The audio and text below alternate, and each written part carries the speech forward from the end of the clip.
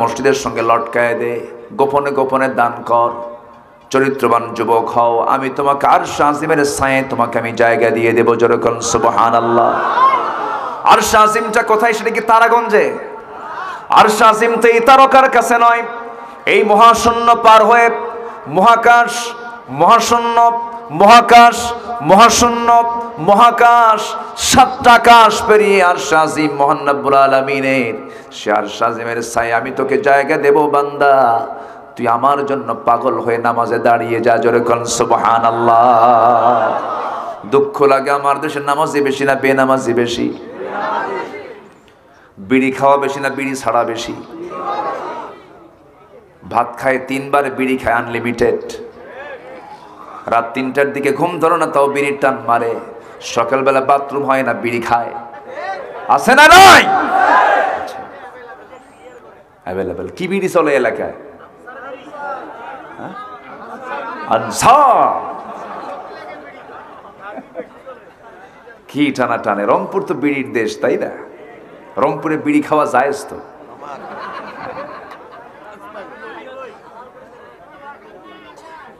চার এলাকায় 4 ফতুয়া। রংপুরে বিড়ি খাওয়া হলো কি নফল? একজন কইছে নফল। মাহফিলে প্রশ্ন করে, হুজুর বিড়ি খাওয়া কি জায়েজ আছে? মানে উনি জায়েজের চেষ্টায় আছেন উনি।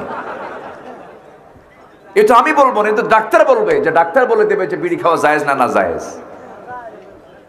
বসে বসে।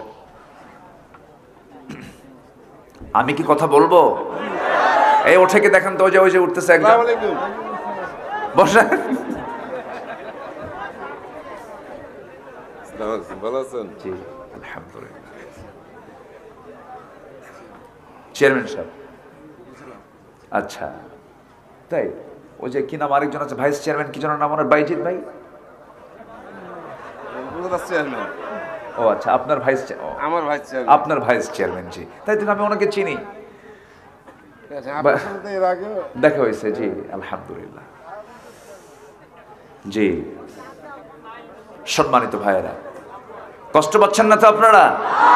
আর কিছু সময় বলি, আর কিছু সময় বলি আমরা। তাহলে আমরা নামাজি হব না বেনামাজি হব? আরশ আজিমের ছায়ায় কি জায়গা নেব না আমরা? কোন বিমানে উঠবেন? দুনিয়ার কোন বিমান দিয়ে হবে না। কত দূর দেখেন না, 1,15,000 বছর লাগবে শুধু যেতে, এই প্রক্সিমা সেন্টারে যেতে। আরশ আজিমের ছায়ায় জায়গা দেওয়া হবে। বান্দা, তুই আমার পছন্দের বান্দার তালিকায় চলে আয়, আমি তোকে স্পেশাল ফ্লাইটে করে আমার আরশ আজিমের জায়গায় তোকে জায়গা করে দেবো, যা। কিন্তু কিছু কিছু ব্যক্তির জন্য আল্লাহ তাআলা আরশ আজিম তো দূরেই থাকে, আসমানের দরজাই খুলবেন না। নাউজুবিল্লাহ বলেন। বাড়িতে গিয়ে মিলায় নেবেন সূরাতুল আরাফ আয়াত নাম্বার 40। মহান রব্বুল আলামিন বলেন, ইন্নাল্লাযীনা কাযযাবু বিআয়াতিনা ওয়াস্তাকবারু আনহা লা তুফাত্তাহু লাহুম আবওয়াবুস সামা ওয়ালা ইয়াদখুলুনাল জান্নাতা হাত্তা ইয়ালিজাল জামালু ফি সাম্মিল খিয়াত وَكَذَلِكَ نَجْزِي الْمُجْرِمِينَ। জোরে বলুন আল্লাহু আকবার। ইন্না নিশ্চয় আল্লাযীনা যারা কাযযাবু, যারা মিথ্যা প্রতিপন্ন করবে, বিআয়াতিনা আমার আয়াতকে, আমার কালামকে যারা মিথ্যা বলবে, যারা বলবে এই আয়াতটা চলবে না, চুরির বিধান চলবে না, জিনার বিধান চলবে না, সুদের কি বলে যাকাতের বিধান চলবে না, সুদ মানবো, জেনাকে যারা প্রমোট করবে, বিকে যারা উৎসাহিত করবে, হারাম কাজগুলোকে যারা প্রমোট করবে, হালাল কাজগুলোকে যারা সমাজ থেকে বন্ধ করে দেবে, আল্লাহ বলছেন ওই সমস্ত বান্দার জন্য আমি আল্লাহ আমার শক্ত ঘোষণা, আমি আল্লাহ বলছি ওদের জন্য আমি আসমানের দরজাই খুলবো না। কার কথা? আসতে বলবেন না, কার কথা? আসমানের দরজাই খুলবো না। ওয়ালা ইয়াদখুলুনাল জান্নাহ। এখানে আলেম উলামা আছেন, তারা কখনোই জান্নাতে প্রবেশ করতে পারবে না। কি রাগ করে আল্লাহ রাব্বুল আলামিন বলছেন তারা কখনো জান্নাতে প্রবেশ করবে না। কেমন করে? একটা সূচের একটা সুঁয়ের ছিদ্র পথে যেমন উট প্রবেশ করা অসম্ভব, ওদের জন্য জান্নাতে যাওয়া তেমনি অসম্ভব। নাউজুবিল্লাহ। আল্লাহ কত রাগ করে এই কথাটা বলেছেন। আমাদের সবচেয়ে বড় অর্জন হবে জান্নাত লাভ করা। জান্নাত লাভের জন্য আমাকে আপনাকে মুজাহাদা করতে হবে, চেষ্টা করতে হবে। আমাকে আপনাকে চূড়ান্ত প্ল্যান করে আমাকে প্ল্যান মাফিক জীবন যাপন করতে হবে। খাওয়া দাওয়া ফুর্তি করো, দুনিয়াটা মস্ত বড়। ইমানদারদের কথা না জাহান্নামীদের কথা? খাওয়া দাওয়া ফুর্তি করো, দুনিয়াটা মস্ত বড়। না না, এই দুনিয়াটা ইমানদারদের জন্য হলো পরীক্ষার হল। পরীক্ষার হলে যেমন কোনো পরীক্ষার্থী অনিয়মতান্ত্রিক যদি কোনো আচরণ করে তাকে এক্সপেল করে সেই হল থেকে তাকে বের করে দেওয়া হয়, তেমন এই দুনিয়াটা হলো ইমানদারদের জন্য পরীক্ষার হল। সামনে সুদ আসবে, সুদ খাওয়া যাবে না। জেনার পরিবেশ আসবে, জেনা করা যাবে না। হারাম কাজ আসবে, হারাম কাজ করা যাবে না। পরনারীর সামনে দাঁড়াবে, তার দিকে তাকানো যাবে না। সুদের কারবার করা যাবে না। সুদ এত জঘন্য অপরাধ, আল্লাহ রাসূল বলেছেন সুদের সর্বনিম্ন গুনাহ হলো নিজের মার সঙ্গে জেনা করা। আজকে সেই সুদ মনে হয় তারাগঞ্জে নাই। আসতে বলবেন না, আছে না নাই? কথা বলবো কথা বলবো। এখন দয়া করে কেউ উঠবেন না, উঠলি ভাববো সেটা সুদ খায়। বসে মানে 11টার পরে বক্তাকে উঠায় দেওয়া মানে কি জানেন? পাগলির সাথে ঘর সংসার করা। খুব সমস্যা তো, মানে যাওয়ার একটা তাড়া থাকে। আমারও টার্গেট থাকে, না উঠায় কেমনে রাখা যায়। খুব চেষ্টা, খুব কষ্ট হয়। একটু বসেন আর কিছুক্ষণ। সুদ আজকে দেখে দেখে আমাদের কাছে জায়েজ মনে হয়ে গেছে, অথচ আল্লাহ তাআলা কত মারাত্মক, কত জায়গায় বলে দিয়েছেন সুদ হারাম। সেই সুদখোর আবার মসজিদ কমিটির সভাপতি। আছে না? আছে না নাই? লজ্জায় আমরা তো মুখ দেখাবো কেমনে? সেক্রেটারি ঘুষখোর, ক্যাশিয়ার মদখোর। আছে না নাই? সারা সপ্তাহ নামাজ পড়ে না, শুক্রবারে পথ ঠিক রাখার জন্য সামনের কাতারে গিয়ে বসে। আছে না নাই? সভাপতি সুদ খায়, খতিব সাহেব খুতবা দিবেন কেমনে চরম বেকায়দা, সেক্রেটারি ঘুষ খায়, ঘুষের বিরুদ্ধে ওয়াজ করবেন কেমনে সমস্যা,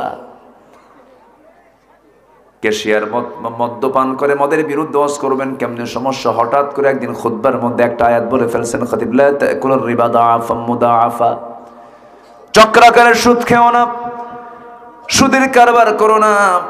আল্লাহ সুদকে হারাম করেছেন, ব্যবসাকে হালাল করে দিয়েছেন। এই ওয়াজ করতে করতে খতিব সাহেব কাম পায় নাই, নজরটা দিছে সেই সময় সভাপতির চেহারার দিকে। খুতবা শেষ, নামাজ শেষ,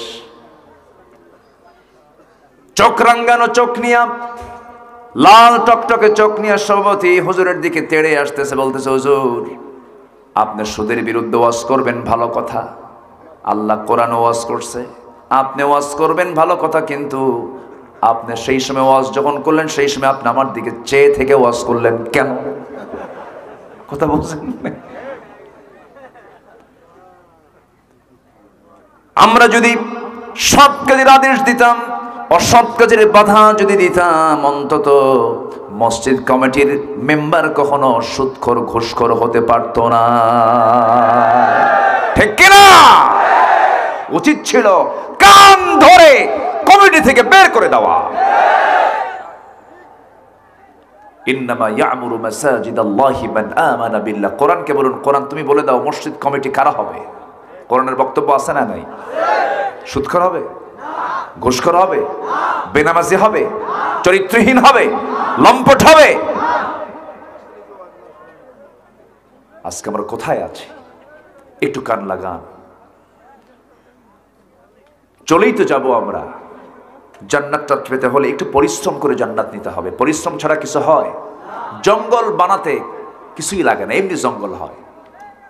আপনি একটা সুন্দর বাগান বানাবেন, পরিশ্রমের দরকার আছে না নাই? জাহান্নাম যেতে পরিশ্রম লাগবে না, জান্নাত যেতে কি লাগবে? একটু পরিশ্রম লাগবে, মেহনত লাগবে।